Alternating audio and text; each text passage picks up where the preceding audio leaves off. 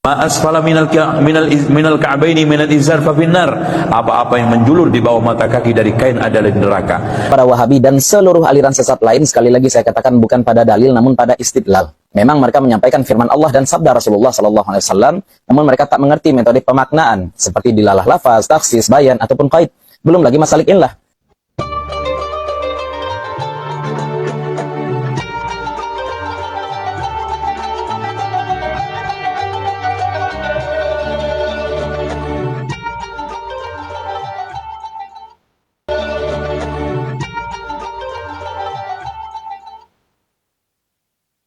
Assalamualaikum warahmatullahi wabarakatuh.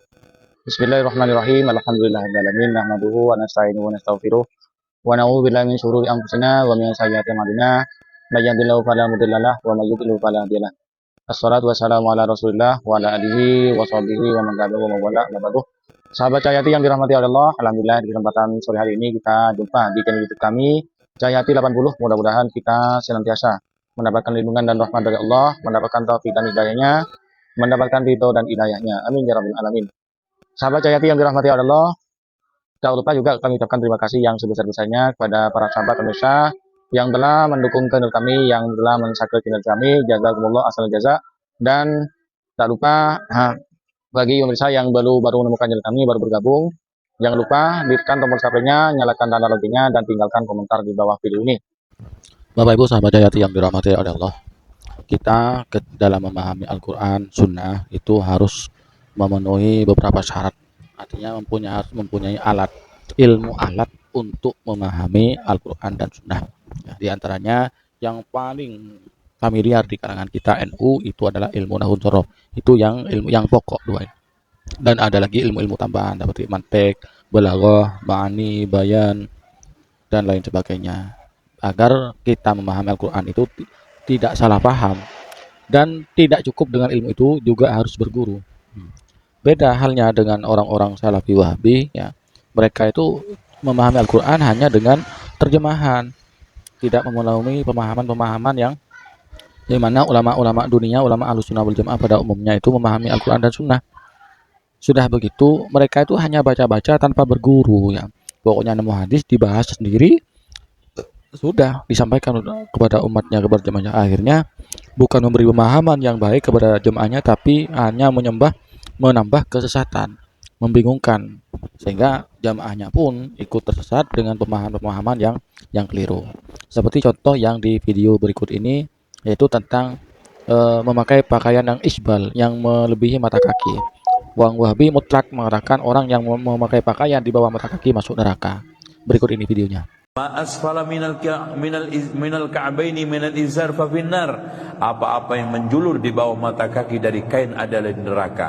Kita kumpulkan, kalau tidak ada unsur sombong, nerakanya biasa. Kalau ada unsur sombong, nerakanya plus, tidak dilihat Allah. Jadi jangan juga berargumen kalau nggak sombong nggak apa-apa. Ya, antum berarti sombong, menyatakan dirinya nggak sombong itu kan sombong sebetulnya. Ya. Ustadz Zainal Abidin ini tidak sadar, ya, tidak sadar atau tidak tahu bahwasanya ulamanya sendiri yang di Saudi itu justru isbal, ya.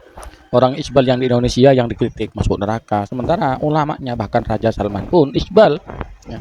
Apa kalau mereka sendiri, ulamanya sendiri yang isbal itu tidak masuk neraka, hanya orang lain di luar kelompoknya kalau isbal itu masuk neraka, apa seperti itu? Ya seperti inilah contohnya kalau memahami Al-Quran dan Sunnah sesuai hanya dengan kemampuan otaknya yang terbatas dan tidak berguru, ilmu alatnya kurang, sehingga sembrono memahami Al-Quran dan Sunnah. Berikut ini sanggahan dari Ustadz Nahdlatul Ulama atau Ustadz Aswaja tentang pemahaman dari Ustadz Zainal Abidin yang sembrono ini. Mari kita simak videonya. Salah pada Wahabi dan seluruh aliran sesat lain, sekali lagi saya katakan, bukan pada dalil namun pada istidlal.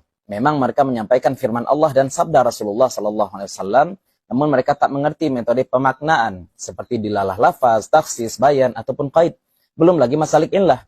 Bagi awam, penyampaian Wahabi memang terkesan bernas, sebab zahirnya mereka mengamalkan dalil. Ada dalil, amalkan.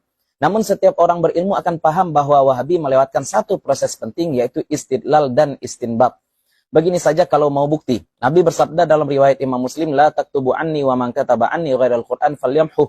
Jangan kamu tulis dariku. Siapapun yang menulis dariku selain Al-Quran, hendaklah ia menghapusnya. Ini hadis jelas melarang mencatat hadis. Tapi nyatanya para ulama berlomba-lomba mencatat hadis. Wahabi saat dihadapkan pada fakta ini pasti tiba-tiba akan menjadi pakar maqasid dan tatarrud illah. Padahal dua metode ini mereka anggap sebagai akal-akalan saat membahas ilat mukhalafah ahli kitab pada jenggot dan ilat kesombongan pada celana cingkrang. Mereka anggap yang tak berjenggot sebagai musuh Rasul, mereka anggap yang tak cingkrang sebagai calon ahli neraka. Padahal mereka yang tak memahami dalil secara menyeluruh. Coba ya kawan-kawan Wahabi, Anda jawab dengan metode tekstual Anda selama ini. Apakah para ulama hadis itu sudah menyelisihi larangan Nabi? Kalau Anda katakan tidak, dengan dalil tatarrud illah, bolehkah dikatakan bahwa jenggot dan cingkrang itu boleh ditinggalkan karena ilatnya sudah tidak relevan?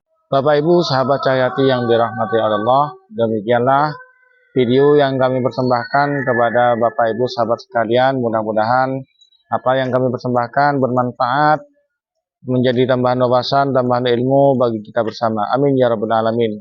Dari kami apabila ada kesalahan, kekurangan, mohon maaf yang sebesar-besarnya. Wassalamualaikum warahmatullahi wabarakatuh.